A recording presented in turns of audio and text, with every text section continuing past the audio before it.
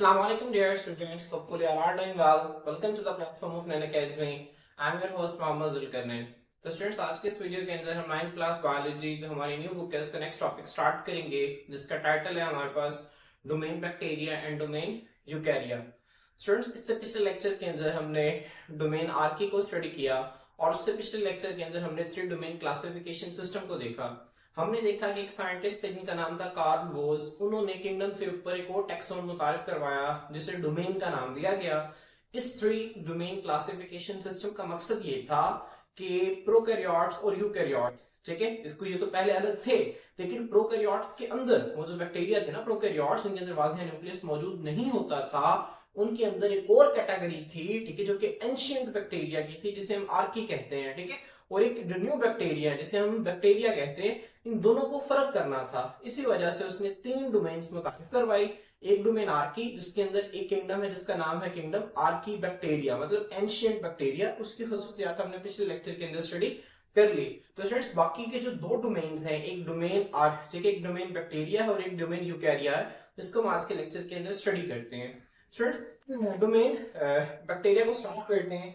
अब this domain contains bacteria and सियानोबैक्टीरिया, ठीक है।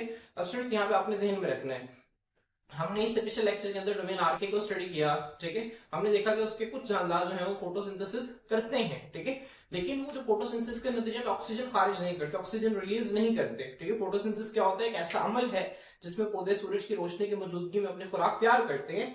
तो स्टूडेंट्स यहाँ पर भी हमारे पास यह है, ठीक है, ये जो सियानोबैक्टीरिया है ना, सियानो है ना जो कलर का नेम है, इसे कहते हैं ब्लू, ठीक है, ब्लू की तरह का आपको कलर नजर आता है सियानोबैक्टीरिया। ये ऐसे बैक्टीरिया जो कि आपको दिखने में ना ब्लू नजर आते हैं, ये क्या करते हैं? ये फोटोसिंथेसिस करते हैं, ये अपनी खुराक को खुद तैयार करते हैं सूरज की रोशनी की मौजूदगी में, ठीक है। और ये स्टूडेंट्स क्या करते हैं? ये ऑक्सीजन को भी खारिज करते हैं, मतलब जिस तरह की फोटोसिंथेसिस जो है पौधे करते हैं इसी तरह की फोटोसिंथेसिस ये करते हैं। अब इसके दरमियान फर्क क्या होता है पौधों और इनके दरमियान, ठीक है, फर्क होता है। इसको हम जो है वो फिर डिटेल से स्टडी करेंगे जैसे जैसे हम आगे बढ़ते जाएंगे। बहरहाल आपने ध्यान में रखना है कि जो आर्की बैक्टीरिया है ना वो फोटोसिंथेसिस करते वक्त ऑक्सीजन को खारिज नहीं करते, लेकिन जो सियानोबैक्टीरिया है ये फोटोसिंथेसिस करते हैं और ये ऑक्सीजन को भी खारिज करते हैं।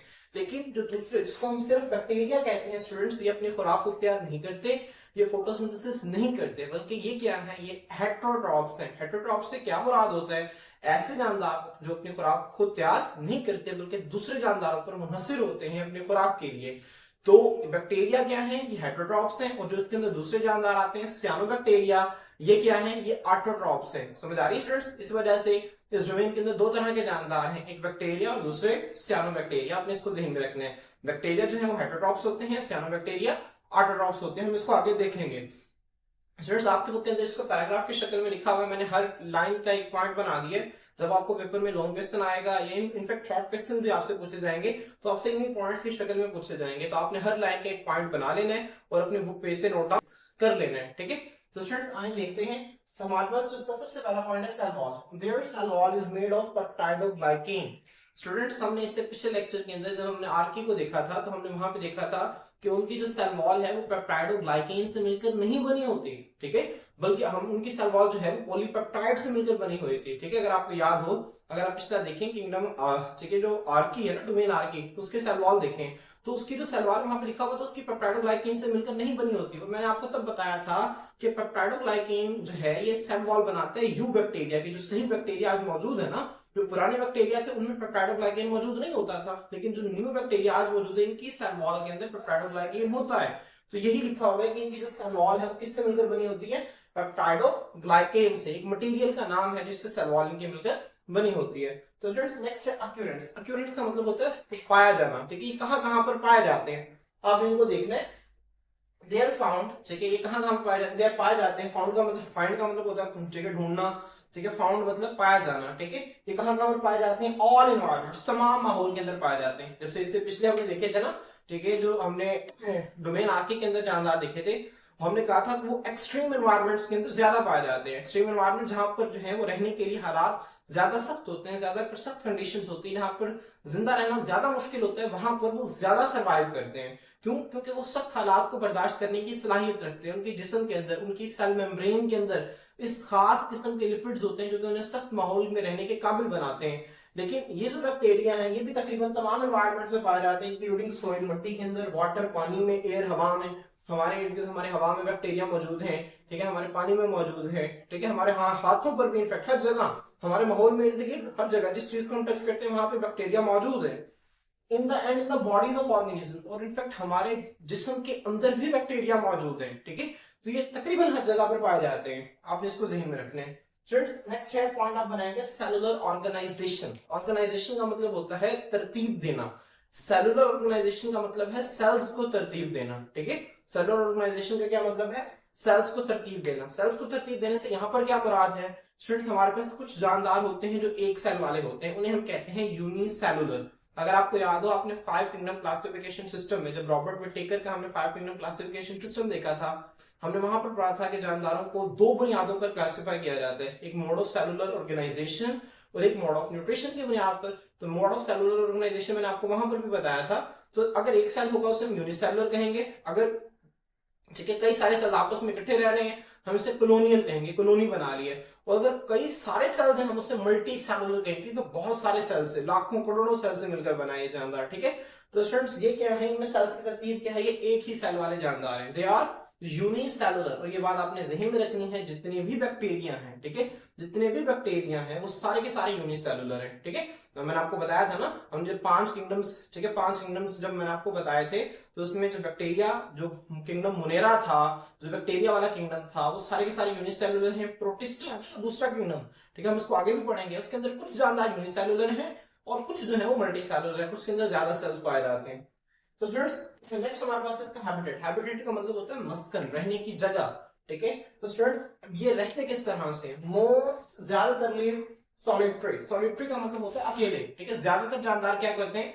अकेले रहते हैं, ठीक है।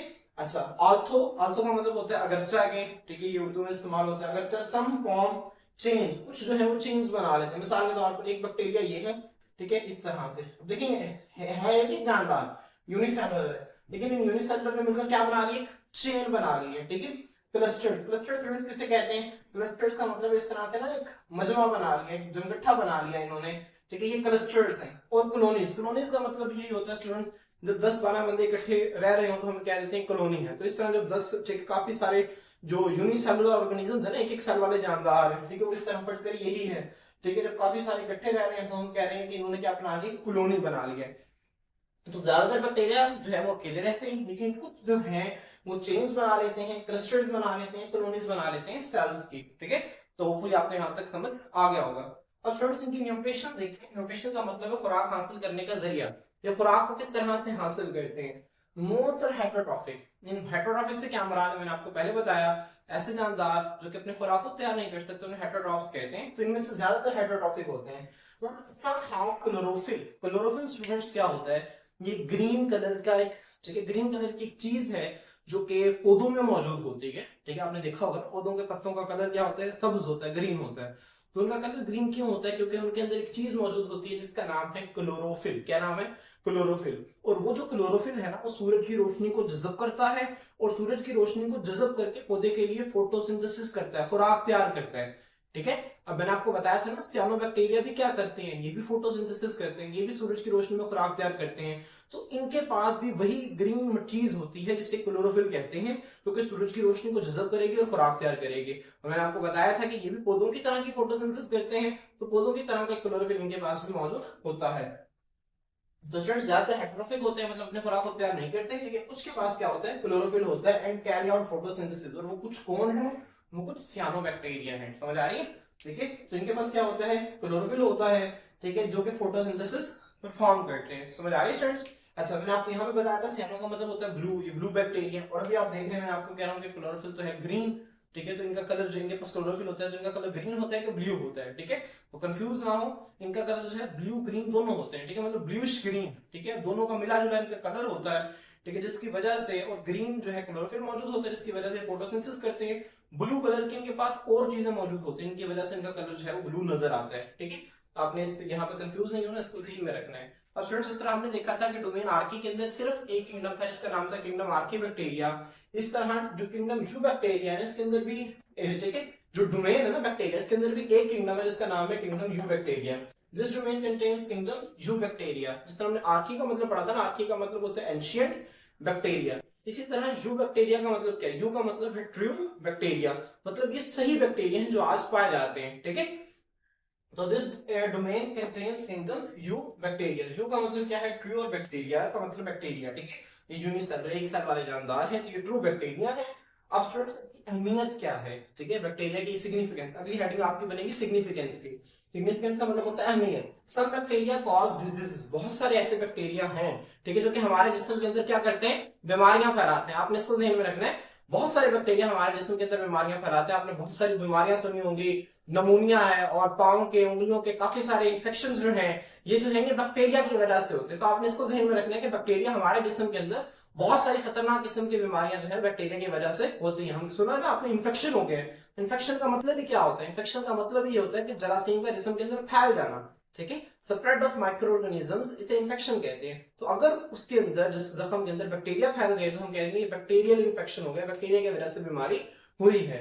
तो स्टूडेंट्स दूसरी इसकी अहमियत क्या है? मेनी बैक्टीरिया आर बेनिफिशियल, बहुत सारे बैक्टीरिया फायदेमंद भी होते हैं। जिस तरह आपको पता है कि जो दूध है ना, उसके अंदर हम क्या करते हैं? थोड़ा सा दही डालते हैं, वो सारा दही बन जाता है। तो इसमें होता क्या है? वो जो थोड़ा सा हम दही डालते हैं उसके अंदर बैक्टीरिया होते हैं। वो बैक्टीरिया क्या करते हैं? सारे दूध को दही में बदल देते हैं। तो बहुत सारे बैक्टीरिया ऐसे हैं। इनफैक्ट हमारी जो छोटी बड़ी आंत है ना, यहाँ पर एक बैक्टीरिया मौजूद है जो कि हमारे जिस्म के लिए विटामिन तैयार करता है। क्या तैयार करता है? विटामिन तैयार करता है। आपने इसको ध्यान में रखना है, ठीक है। फ्रेंड्स हमारे पास बहुत सारे बैक्टीरिया जो है मुफीद होते हैं। बैक्टीरिया क्या करते हैं? Play important role in nutrient recycling. Student nutrient recycling से क्या मुराद है? न्यूट्रिएंट हम कहते हैं वो चीजें जो कि हम जमीन से हासिल करते हैं, जो कि हमारे जिस्म के लिए बहुत जरूरी होते हैं। जिस तरह कार्बन हो गया, सल्फर हो गया, नाइट्रोजन हो गया, ठीक है, आयरन हो गया, ये सारे हमारे जिस्म के लिए जरूरी चीजें हैं, ये न्यूट्रिएंट्स हैं। अब स्टूडेंट्स होता क्या है? जब एक जानदार बड़ा होता है, वो जमीन से खुराक लेता है, पौधों से खुराक लेता है, ठीक है, वो खुराक जो है उसके जिस्म के अंदर जाके जमा होती है, उसके जिस्म को बनाती है। फिर जब एक जानदार अपनी जो जिंदगी का दौरानिया मुकम्मल कर लेता है, फिर जब उसकी डेथ हो जाती है, तो ये बैक्टीरिया क्या करते हैं? वो चीजें जो उसने जमीन से ली हुई थी उसको तोड़ देते हैं, उसकी बॉडी को तोड़ते हैं, उसके जिस्म को गलाते हैं, सड़ाते हैं, उसके जिस्म को तोड़कर वो चीजें जो उसने जमीन से ली थी उसको वापस जमीन को ही वापस कर देते हैं।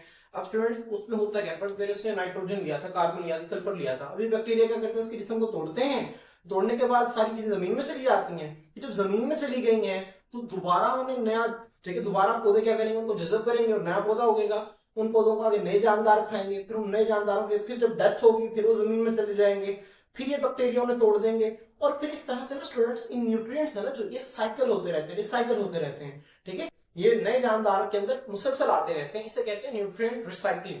बैक्टीरिया जो है न्यूट्रिएंट रिसाइक्लिंग के अंदर एक बहुत अहम किरदार अदा करते हैं। अगर बैक्टीरिया ना हो तो होगा क्या कि जमीन के अंदर जितने भी न्यूट्रिएंट्स हैं, जितनी भी वो जरूरी अशिया हैं जो कि जिंदा रहने के लिए जरूरी हैं, वो सारी की सारी खत्म हो जाएंगी और जमीन पर जो है वो मुर्दों का ढेर लग जाएगा। क्यों? क्योंकि जानदारों की डेथ तो होगी लेकिन उनको गलाने सड़ाने वाला कोई भी नहीं होगा, तो जमीन पर डेड बॉडीज का ढेर लग जाएगा और जो नए जानदार हैं उनके लिए कुछ भी मौजूद नहीं होगा। तो बैक्टीरिया जो है न्यूट्रिएंट रिसाइक्लिंग के अंदर एक अहम किरदार अदा करते हैं, ठीक है। तो स्टूडेंट्स यहाँ पे हमारा जो डोमेन बैक्टीरिया है मुकम्मल होता है। आपने इसको एक अच्छे लोकेशन के तौर पर अच्छी तरह से इसको तैयार करना है, और जो पॉइंट्स मैंने आपको बनवाए आप लोगों ने एज इट इज बनाने हैं। स्टूडेंट्स नेक्स्ट हमारे पास जो है वो डोमेन यूकैरिया है। This domain include all unicellular. अब स्टूडेंट्स देखिए ना, यू, ठीक है, यू जो है ट्रू को कहते हैं, कैरिया न्यूक्लियस को कहते हैं। मतलब ये ऐसे जानदार हैं इनके पास सही न्यूक्लियस होता है, वाज़ेह न्यूक्लियस मौजूद होता है। हम इसको चैप्टर नंबर 4, चैप्टर नंबर 3 है ना जो हमारा, हम उसके अंदर भी देखेंगे प्रोकैरियोट्स और यूकैरियोट्स में क्या फर्क होता है, हमारा तफसील से हम इसके एक फर्क को डिस्कस करेंगे, ठीक है।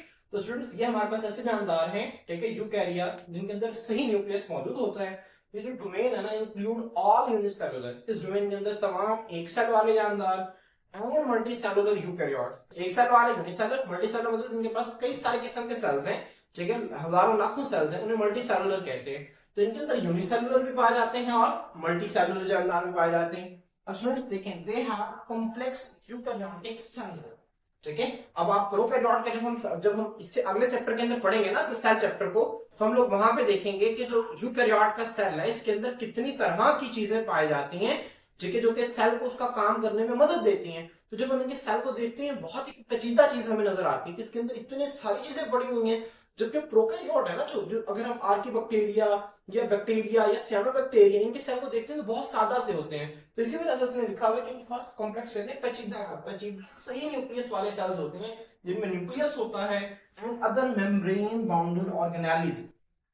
फ्रेंड्स ऑर्गेनेलिज क्या होते हैं ये हम इससे नेक्स्ट चैप्टर के अंदर देखेंगे। सेल के अंदर ना छोटी छोटी चीजें पाई जाती हैं जो कि सेल को उसका काम करने में मदद देती हैं, इन्हें हम ऑर्गेनेलिज कहते हैं। क्या कहते हैं? ऑर्गेनेलिज कहते हैं। सेल के अंदर छोटी छोटी चीजें पाई जाती हैं जो कि सेल को उसका काम करने में मदद देती हैं। अब स्टूडेंट्स ऐसे अगर उन चीजों के बारे पढ़ करें, मैं एक ऑर्गेनेली यहाँ पर ड्रॉ करता हूँ फ्रेंड्स। ये एक ऑर्गेनेली है जो कि सेल के अंदर पाई जाती है, इसे हम माइटोकॉन्ड्रिया कहते हैं। क्या कहते हैं? माइटोकॉन्ड्रिया। अब स्टूडेंट्स इसके बारे में दीवार है, इसे कहते हैं मेम्ब्रेन। अगर ये ऑर्गेनेली जब मेम्ब्रेन से लिपटी हुई है ना, इसे हम कह देंगे मेम्ब्रेन बाउंड। बाउंड का मतलब होता है घेर लेना। मेम्ब्रेन बाउंडेड ऑर्गेनेली एक ऐसी ऑर्गेनेली है जिसके बाहर एक दीवार ने इसको लपेटा हुआ है, ये मेम्ब्रेन बाउंडेड ऑर्गेनेली है। और स्टूडेंट्स आपने ज़हन में रखना है, हमने प्रोकैरियोट और यूकैरियोट के दरमियान एक फर्क ये पड़ा है कि प्रोकैरियोट के अंदर वाज़ेह न्यूक्लियस नहीं होता, यूकैरियोट के अंदर वाज़ेह न्यूक्लियस मौजूद होता है। अब यहाँ पे हम एक दूसरा फर्क भी आप लोग ज़हन में रखेंगे कि प्रोकैरियोट्स के अंदर मेम्ब्रेन से लिपटी हुई ऑर्गेनेलीज मौजूद नहीं होती, जबकि यूकैरियोट्स के अंदर मेम्ब्रेन से लिपटी हुई ऑर्गेनेलीज मौजूद होती हैं। ठीक है, अब वो कौन कौन सी ऑर्गेनेलीज हैं वो हमारा नेक्स्ट चैप्टर में इंशाल्लाह हम उसको डिटेल से स्टडी करेंगे। ठीक है, वहां पे हम देखेंगे कि कौन कौन से ऑर्गेनेलीज जो हैं जो उनके अंदर मौजूद होती हैं। तो फ्रेंड्स अभी आपने सिर्फ इतना याद रखना है कि इनके पास पेचीदा सेल्स होते हैं जिनमें न्यूक्लियस होता है, मेम्ब्रेन से लिपटी हुई ऑर्गेनेलीज होती हैं और इसके अंदर फ्रेंड्स हमारे पास 4 किंगडम्स आते हैं। ठीक है, kingdom protista, kingdom fungi, kingdom Plantae और किंगडम एनिमेलिया। कौन कौन से हैं? किंगडम प्रोटिस्टा, फंजाई, प्लांटी और एनिमेलिया। तो स्टूडेंट्स आपने से एक रखना है, जो यूनिसेलुलर हैं सिर्फ प्रोटिस्टा के कुछ जानदार हैं जो यूनिसेलुलर हैं, बाकी सारे के सारे क्या हैं? मल्टीसेलुलर हैं। तो स्टूडेंट्स यहाँ पे हमारी डोमेन क्लासिफिकेशन सिस्टम खत्म होता है। इंशाल्लाह नेक्स्ट लेक्चर के अंदर नेक्स्ट टॉपिक के साथ आपकी खिदमत में हाजिर होते हैं। अल्लाह हाफिज।